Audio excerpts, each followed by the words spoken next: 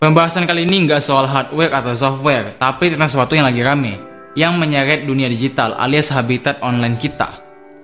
Maksudnya adalah bagian penting atau sisi internet yang biasa digunakan publik Indonesia, di mana itu bakal terancam dibatasi, bahkan bisa mengacaukan ekosistemnya itu sendiri. Orang-orang itu tentunya termasuk kita juga sebagai pengguna aktif di Indonesia ini, entah yang aktif nonton atau bikin konten di YouTube, Twitter, Facebook, dan platform serupa lain-lain. Kenapa potensi itu bisa muncul atau bisa terjadi? Karena ulah RCTI dan iNews yang melanjutkan gugatan mereka kemarin. Ya, gugatan yang viral sekarang sebenarnya udah ada sejak beberapa bulan yang lalu, dan gue kira itu nggak bakalan lanjut. Taunya malah berlanjut sampai sekarang. Gue mau bahas sedikit dan kasih perspektif alias tanggapan dan opini gue soal gugatan RCTI satu ini. Jadi sekolah kita review. Maksudnya sekolah kita bahas. Cancel.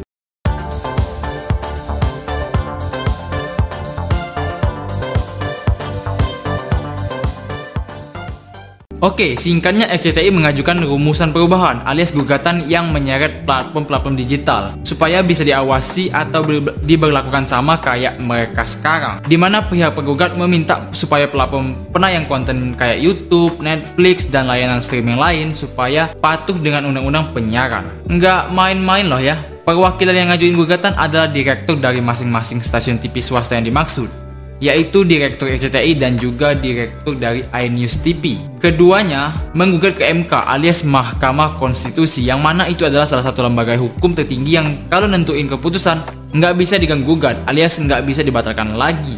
Kalau secara konteks sebenarnya mereka nggak menggugat kesalahan ataupun pelanggaran yang sedang terjadi pada platform penyiar konten digital, tapi mereka menggugat dengan cara mengajukan rumusan undang-undang yang baru, di mana isinya akan membatasi, mengawasi, dan memfilter konten digital. Dalam hal ini live streaming dan konten-konten yang tayang di YouTube, Facebook, dan platform serupa lainnya. Untuk spesifiknya, RCTI dan iNews TV mengajukan uji materi undang-undang penyiaran ke Mahkamah Konstitusi yang mengaitkan pengaturan penyiaran berbasis internet dalam pasal 1 ayat 2 UU nomor 232 tahun 2002 tentang penyiaran ambigu dan menyebabkan ketidakpastian hukum. Pemohon meminta agar penyedia layanan siaran melalui internet turut diatur dalam pasal 1 ayat 2 UU nomor 32 tahun 2002 tentang penyiaran tadi. Intinya kalau apa yang mereka minta dipenuhin, kita sebagai pengguna internet nggak bisa lagi bebas bikin atau bahkan nonton konten punya orang lain juga. Jadi semua perlu filter dan sistem yang pastinya nanti bakal lebih rumit buat seseorang mempublikasikan konten yang akan ditayangkannya. Dan bukan cuma dalam bentuk saran, tapi mereka sekalian minta revisi undang-undang penyiaran yang tadinya cuma berlaku buat televisi dan radio sebagai penyiar dengan spektrum supaya bisa berlaku juga buat platform digital termasuk Netflix, YouTube, dan layanan live streaming di internet lainnya. Oh iya, sidang soal gugatan mereka ini udah beberapa kali digelar. Terakhir tanggal 26 Agustus kemarin dan bakal digelar terus sesuai jadwal yang sudah ditetapkan oleh MK. Gue rasa RCTI bakal diserang sih, kan gak make sense banget kalau menurut gue yang udah terbiasa sama siaran konten publik di sosmed tiba-tiba nggak bisa lagi menemukan satupun yang bisa diakses bebas. Dan yang nyerang nggak ribuan sih menurut gue, tapi jutaan. Ya buat RCTI siap-siap aja loh.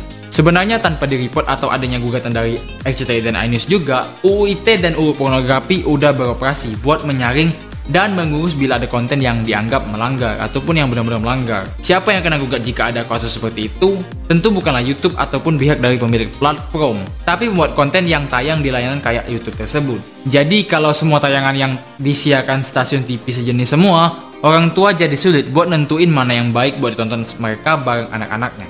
Kalau di YouTube mereka bisa search manual dan itu bikin mereka jadi lebih selektif buat ngasih jatah tonton ke anak-anak mereka. Dan di YouTube ada yang namanya pembatasan usia. Jadi kalau akun yang dipakai buat nonton konten di YouTube adalah di bawah 18 tahun, konten-kontennya akan terfilter secara otomatis. Itu udah ada algoritmanya dari YouTube itu sendiri. Lagi pula kalau misalkan di YouTube kita ngasih lihat satu konten, rekomendasi konten lainnya pasti bakal berkaitan satu sama lain. Nggak bakal keluar tiba-tiba ngasih yang aneh-aneh. Bahkan nih ya, pakar hukum tata negara Rafli Harun berharap gugatan dari RCTI dan iNews nggak dikabulkan. Soalnya menurut beliau itu berpotensi melanggar pasal 28F UUD 45, di mana ini berpotensi melanggar pasal The Right to Information dan merusak kebebasan setiap orang buat berkreativitas. Bunyi dari pasal 28 FUU 45 sendiri adalah sebagai berikut. Setiap orang berhak untuk berkomunikasi dan memperoleh informasi untuk mengembangkan pribadi dan lingkungan sosialnya, serta berhak untuk mencari, memperoleh, memiliki, menyimpan, mengolah, dan menyampaikan informasi dengan menggunakan segala jenis saluran yang tersedia. Dasarnya RCTI aja sih yang iri bilang bos. Cancel. Pesan gue buat penggugat, kalau kalah saing jangan nuntut membabi buta, tapi bikinlah tayangan atau konten yang kalian siarkan jadi berkualitas dan layak tonton. Kalau gue bilang RCTI kayak jilat udah sendirilah, mereka di YouTube aktif banget ngupload video, bahkan tembus 11.000 lebih konten yang udah diupload. Dan subscriber mereka juga udah jutaan, plus sering juga melakukan yang namanya siaran langsung, aka live streaming di YouTube. Jadi jika benar dikabulkan tuntutan mereka, nanti kita juga bisa dong nuntut mereka balik. RCTI sendiri udah lama berdiri, bahkan sejak tahun 1988, dan berkali-kali diakuisisi alias berganti pemilik. Dan gue rasa sebenarnya fair aja jika mereka melakukan gugatan, tapi alasannya bukan buat mencerdaskan bangsa, tapi karena kalah saing. Itu aja sih kalau dari kacamata gue, dari pengamatan gue. Dan rasanya gue nggak perlu bahas lah soal survei-survei pengguna internet di Indonesia yang udah lebih gede dari penonton televisi. Itu udah fakta mutlak soalnya. Jadi RCTI ini kalau gue lihat kayak bikin eksperimen gitulah. Kalau diterima alhamdulillah, kalau enggak ya gue nggak tahu mereka bakal ngapain nanti.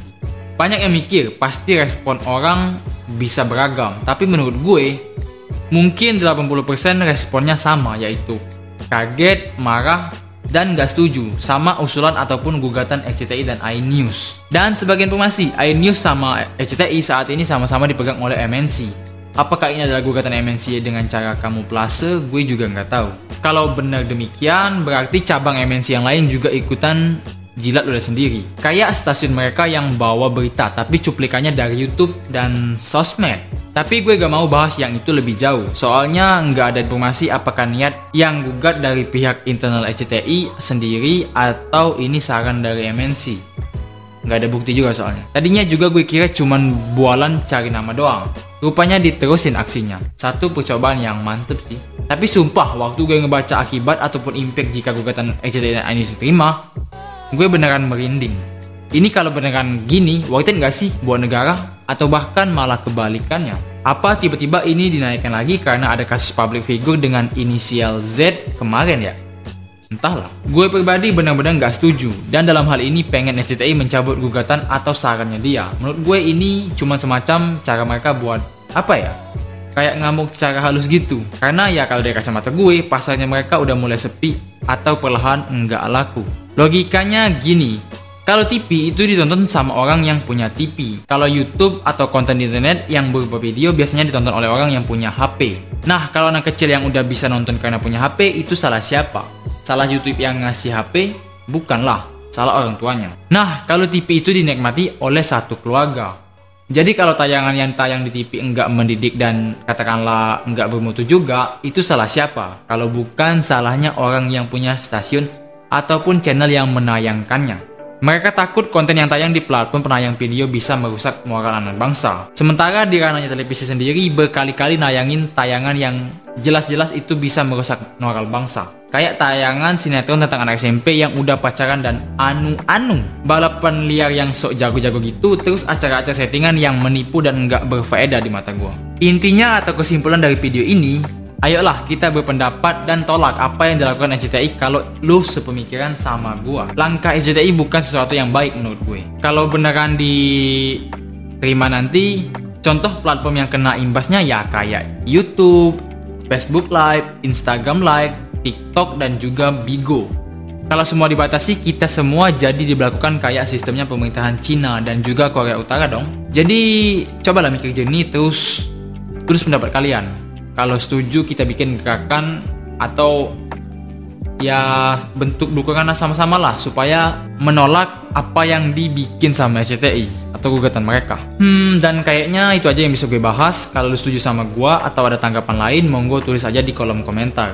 Gue Muhammad Solin dari Teknodaim dan sampai jumpa di konten kami berikutnya.